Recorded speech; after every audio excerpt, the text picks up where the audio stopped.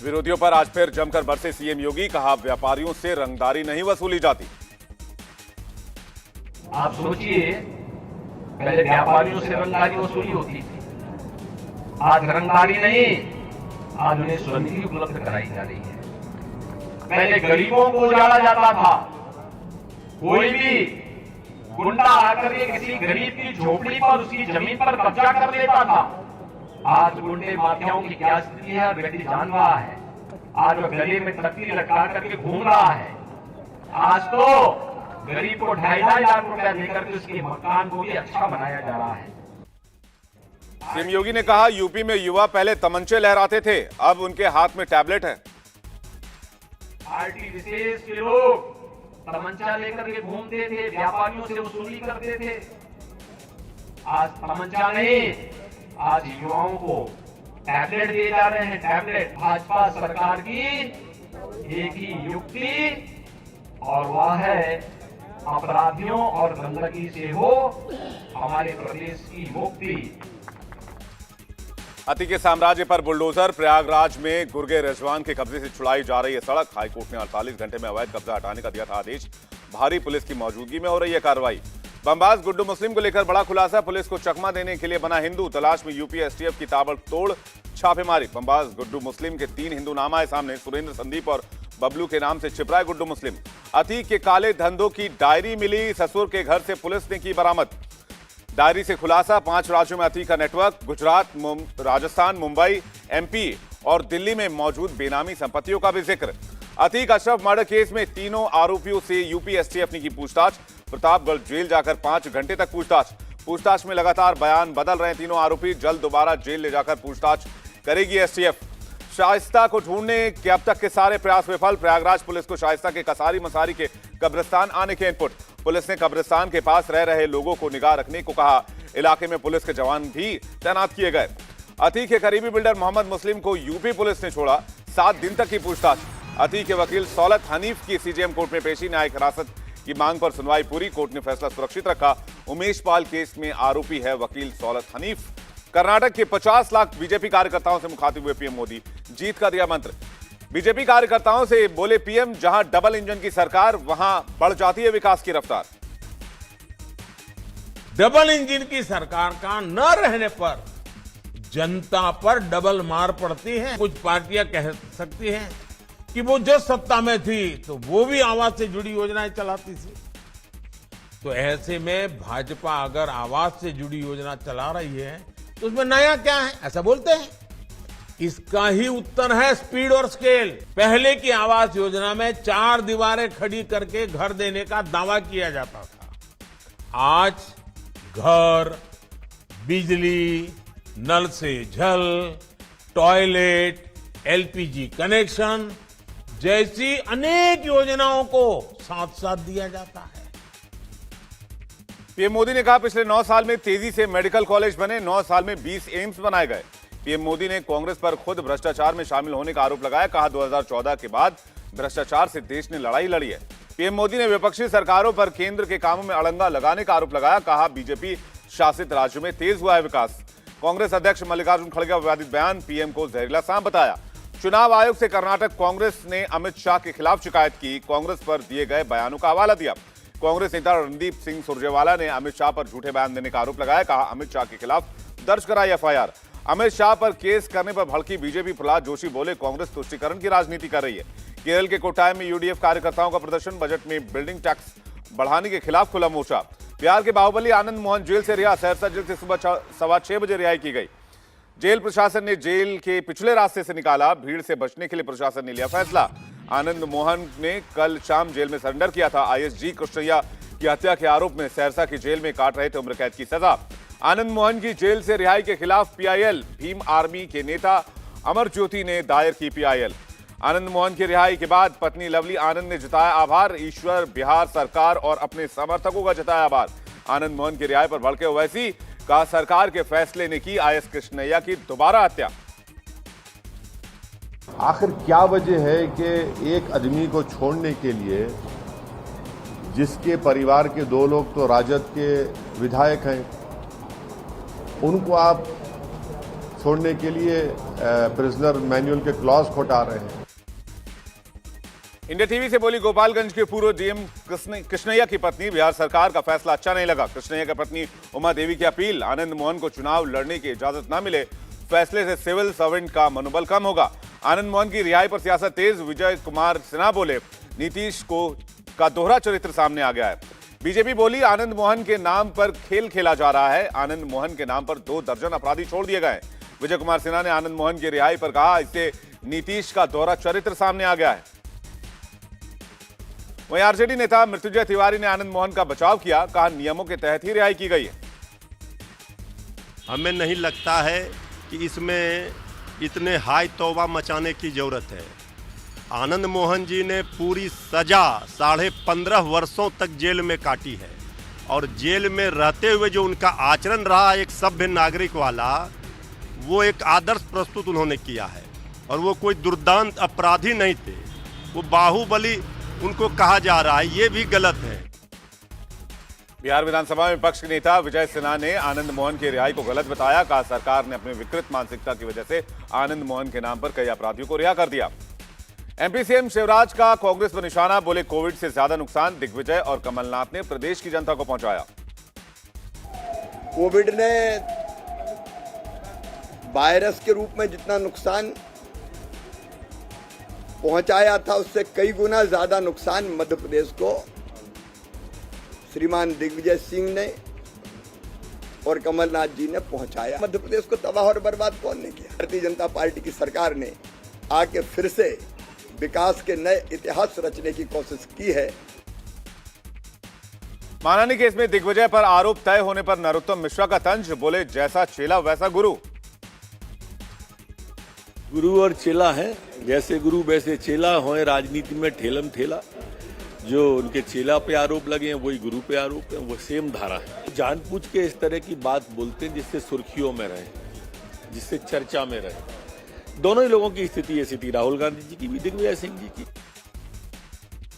NCP नेता जितेंद्र आवाड का विवादित बयान, कहा देश के ऐसे ही हालात रहेंगे तो इसे हिंदू पाकिस्तान बनने में वक्त नहीं लगेगा। जितेंद्र आवाड ने पाकिस्तान और श्रीलंका के हालात का जिक्र किया। युवाओं से देश को बचाने की अपील करते हुए कहा मुद्दों पर सड़क पर आना सीखो। एआईएडीएमके महासचिव पलानी स्वामी ने दिल्ली में अमित शाह और बीजेपी अध्यक्ष नड्डा से मुलाकात की। एआईएडीएमके के कई और नेता भी मौजूद रहे। साइबर युद्ध में चीन पाकिस्तान को भारत मुंहतोड़ जवाब देगा, सेना बना रही स्पेशल यूनिट। पूर्व राज्यपाल सत्यपाल से मिले उद्धव ठाकरे और संजय राउत, दिल्ली में हुई तीनों की मुलाकात। कालियागंज में नाबालिग की रेप और हत्या का मामला, कलकत्ता हाईकोर्ट ने पुलिस से डिटेल रिपोर्ट मांगी। 2 मई को होगी अगली सुनवाई। चीन के रक्षा मंत्री ली शांगफू दिल्ली पहुंचे। 28 अप्रैल को एससीओ समिट में होंगे शामिल। दंतेवाड़ा में नक्सली हमले में शहीद हुए 10 जवानों और 1 ड्राइवर को सम्मान, शहीदों को दिया गया गार्ड ऑफ ऑनर। शहीद के शवों को मुख्यमंत्री भूपेश बघेल ने दिया कंधा, कहा हमारे जवानों ने लड़ते हुए शहादत दी। को बहुत दुख है, उसकी शहादत बेकार नहीं जाएगी। मुझे इस बात का गर्व है कि हमारे जवान लड़ते हुए शहीद हुए, क्योंकि जहां एसपी को जो सूचना मिली उस आधार पर 2 टुकड़ी भेजा गया और उस मुठभेड़ में 1 नक्सली घायल हुआ है और एक और जो नक्सली है उसको 2 नक्सली पकड़े हैं। एक का इलाज चल रहा है और एक दूसरा जो नक्सली है वो हमारे कस्टडी में है। और लौटते वक्त आईडी ब्लास्ट हुआ जिसमें ये घटना घटी और हमारे 10 जवान और 1 सिविलियन की शहादत हुई है। दंतेवाड़ा नक्सली हमले का नया वीडियो सामने आया। हमले के बाद भी लगातार फायरिंग कर रहे थे नक्सली। बंगाल हिंसा की जांच अब एनआईए करेगा। कलकत्ता हाई कोर्ट ने मामला ट्रांसफर किया। रामनवमी पर हावड़ा और दलखोला समेत कई जगहों पर भड़की थी हिंसा। पश्चिम बंगाल के बीजेपी अध्यक्ष सुकांता मजूमदार का बड़ा आरोप, कहा कालीगंज में पुलिस ने एक बीजेपी कार्यकर्ता को गोली मार दी। मजूमदार का बयान, कालीगंज में कथित तौर पर बलात्कार और हत्या के बाद से पुलिस का अत्याचार, बीजेपी के समर्थकों को निशाना बनाया जा रहा है। केजरीवाल के घर पर 45 करोड़ के रेनोवेशन पर आज भी सियासी बवाल। रेनोवेशन पर बीजेपी ने किया हंगामा। आज फिर सीएम आवास के बाहर बीजेपी का प्रदर्शन, सीएम केजरीवाल के खिलाफ जमकर नारेबाजी। सीएम के बंगले पर घमासान जारी। सुधांशु त्रिवेदी बोले केजरीवाल का सच आखिरकार सामने आ ही गया। कॉमनवेल्थ घोटाले के समय कहा था कि 200 रुपए की चेयर मिलती थी और 8,000 रुपए में खरीदी गई थी, यानी 40 गुना। और वो आज 2,000 रुपए में मिलने वाली कालीन 20 लाख रुपए में खरीद रहे हैं, जो चेहरे से जाहिर है, छुपाएं कैसे, आपकी मर्जी के मुताबिक नजर आए कैसे। घर सजाने का तसव्वुर हुआ, अब बात की बात अब तो मुश्किल है कि घर की हकीकत को छुपाएंगे। बीजेपी के आरोपों पर आपका पलटवार। राघव चड्ढा बोले राजा का महल 1300 करोड़ में बनाया जा रहा है। देश का राजा, चौथी पास राजा, इनके लिए जो महल बनाया जा रहा है वो महल शायद शाहजहां ने भी जब ताजमहल बनाया था तब इतना पैसा नहीं खर्च किया गया होगा जो इस राजा के महल के लिए खर्च किया जा रहा है। आपको जानकर अचंभा होगा कि अनुमान लगाए जा रहे हैं कि 1300 करोड़ रुपए इस राजा के महल के लिए, देश के राजा, चौथी पास राजा के महल के लिए खर्च किया जा रहा है। यही चौथी पास राजा जब अपने घर की मरम्मत कराते हैं तो उनके घर के एक छोटे से हिस्से की चूना पोताई पर, केवल सौंदर्यीकरण पर 90 करोड़ रुपए खर्चे गए। दिल्ली शराब घोटाला मामले में मनीष सिसोदिया की न्यायिक हिरासत 12 मई तक के लिए बढ़ा दी गई है। बीजेपी राष्ट्रीय अध्यक्ष जेपी नड्डा ने प्रकाश सिंह बादल को दी अंतिम श्रद्धांजलि। कहा उनका जाना एक युग की समाप्ति।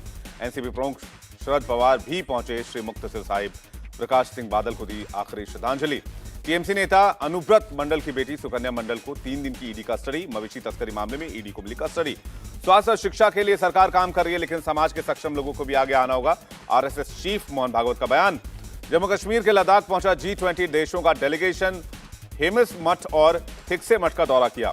G20 प्रतिनिधियों का मठ में स्वागत हुआ। डेलीगेशन के सम्मान में सांस्कृतिक कार्यक्रम भी रखे गए। ओडिशा के भुवनेश्वर में G20 तीसरी एजुकेशन वर्किंग ग्रुप की मीटिंग।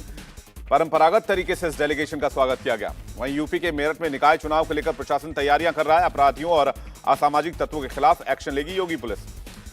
आंध्र प्रदेश के अनंतपुरम में सीएम जगन मोहन रेड्डी का काफिला रोकने की कोशिश। किसानों ने गाड़ी के सामने आकर प्रदर्शन किया। पुलिस ने सड़क खाली कराया। हरियाणा के रेवाड़ी में सरसों लेकर भारी संख्या में मंडी पहुंच रहे हैं किसान।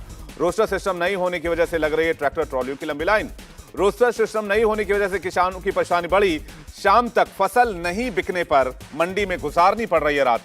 मंडियों में भारी संख्या में किसानों के पहुंचने से सड़क पर लंबी ट्रैक्टरों की कतार लग गई है। सड़क पर भी जाम की समस्या हो रही है। पूर्वी दिल्ली के पटपड़गंज में 40 साल पुराने दरगाह को गिराया गया। भारी पुलिस बल की तैनाती की गई। वहीं मुंबई पुणे एक्सप्रेसवे पर भीषण सड़क हादसा हो गया। एक्सप्रेसवे पर आपस में 7 से 8 गाड़ियां टकरा गईं। 4 लोग जख्मी हुए। मुंबई के नेहरू नगर में महिला इंस्पेक्टर के घर में मिली डेड बॉडी। पुलिस ने शव को पोस्टमार्टम के लिए भेजा। मामले की तहकीकात कर रही है पुलिस। एमपी के ग्वालियर में घर में पंखे से लटका मिला पति पत्नी का शव। घर में अलग अलग कमरे में मिला शव। घर से दुर्गंध आने पर पड़ोसियों ने पुलिस को जानकारी दी। डेड बॉडी को पोस्टमार्टम के लिए भेजा गया। यूपी के मेरठ में पुलिस ने हथियार तस्करी गिरोह का भांडाफोड़ किया। पुलिस ने 2 स्मगलर को गिरफ्तार किया। पुलिस ने गिरोह के पास से कई हथियार बरामद किए। तस्करों से पुलिस पूछताछ कर रही है। दिल्ली सटे गुरुग्राम में ट्रांसपोर्टर से 60 लाख रुपए की धोखाधड़ी। महिला के जरिए ब्लैकमेल कर लिए पैसे। पुलिस ने 3 आरोपियों को अरेस्ट किया। आरोपी ट्रांसपोर्टर से गाड़ी सहित 30 लाख रुपए की मांग कर रहे थे। ट्रांसपोर्टर ने पुलिस में शिकायत दर्ज कराई थी। अमृतसर बॉर्डर पर बीएसएफ की कामयाबी। नशीला पदार्थ ले जा रहा ड्रोन मार गिराया। लखनऊ में मामूली कहासुनी में एक शख्स को गोली मार दी गई। घायल युवक को अस्पताल पहुंचाया गया। शख्स के कमर में गोली लगी है। महिला की कार से साइकिल सवार को टक्कर लगने के बाद बढ़ा विवाद। युवक के टोकने पर महिला के एक साथी ने युवक को मारी गोली। घटना के बाद से सभी आरोपी फरार हैं। पुलिस ने आरोपी की तलाश में 4 टीमें बनाई हैं। यूपी के बरेली में बी फार्मा के छात्रों ने एक कॉलेज प्रबंधक को मारी गोली। घटना के समय दोनों आपस में बात कर रहे थे। अचानक छात्र ने तमंचा निकालकर गोली मार दी। घायल कॉलेज प्रबंधक को अस्पताल पहुंचाया गया। डॉक्टरों के मुताबिक प्रबंधक की हालत गंभीर है। आंध्र प्रदेश के चित्तूर में पुलिस ने कुख्यात चोरों को गिरफ्तार किया। पुलिस ने इनके पास से चोरी की गई ज्वेलरी बरामद की है। राजस्थान के धौलपुर में नाबालिग लड़की के साथ गैंगरेप का मामला आया सामने। पुलिस केस दर्ज कर जांच में जुट गई। एमपी में धार में लड़की की हत्या का आरोपी शख्स गिरफ्तार। पुलिस के साथ एनकाउंटर में एक आरोपी के पैर में गोली लगी। अस्पताल पहुंचाया गया। यूपी के अलीगढ़ में अवैध हथियार फैक्ट्री का भांडाफोड़। भारी मात्रा में हथियार जब्त। आर्म्स बनाने की कई मशीनें भी बरामद। यूपी के मथुरा में कार ने मारी बाइक सवार को टक्कर। एक शख्स की मौत, एक वकील घायल। हादसे के विरोध में वकीलों ने प्रदर्शन किया। पुलिस ने मौके पर पहुंचकर हालात को काबू किया। आज से खुल गए बद्रीनाथ मंदिर के कपाट। सेना के बैंड की धुन के साथ खुले कपाट। बद्रीनाथ मंदिर को सैकड़ों टन फूलों से सजाया गया। अखंड ज्योति के दर्शन करने के लिए पहुंच रहे श्रद्धालु। बद्रीनाथ के कपाट खुलने से पहले शुरू हुई बर्फबारी। श्रद्धालु बर्फबारी के बीच भी दर्शन करने के लिए पहुंचे। जम्मू कश्मीर के रामबन में 100 से अधिक गाड़ियां फंसी। खराब मौसम की वजह से जम्मू श्रीनगर नेशनल हाईवे को बंद किया गया है। गुजरात के सोमनाथ में रेत से बने तस्वीरों की प्रदर्शनी। भारी संख्या में देखने के लिए पहुंच रहे हैं लोग। देश में 24 घंटे में कोरोना के 9,355 नए केस, कुल एक्टिव केसों की संख्या 57,410 हुए।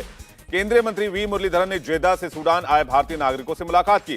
केंद्रीय राज्य मंत्री वी मुरलीधरन ने कहा, ऑपरेशन कावेरी तेज गति से जारी है। अब तक सूडान से 1100 भारतीय जेद्दा पहुंच चुके हैं। विदेश सचिव विनय मोहन क्वात्रा का बयान, सूडान में हालात बहुत नाजुक है, वहां फंसे हर भारतीय को सुरक्षित बाहर निकाला जाएगा। रूस के यूरेशिया इलाके में भड़की भीषण आग, 600 से ज्यादा लोग हुए बेघर। सोसवा गांव के पास मंगलवार से लगी आग में 110 से ज्यादा संपत्ति खाक हो गई है। एक शख्स की मौत हुई। इंडिया टीवी हर वक्त हर जगह डाउनलोड करने के लिए सर्च करें India TV news Google play store या ऐप स्टोर पर।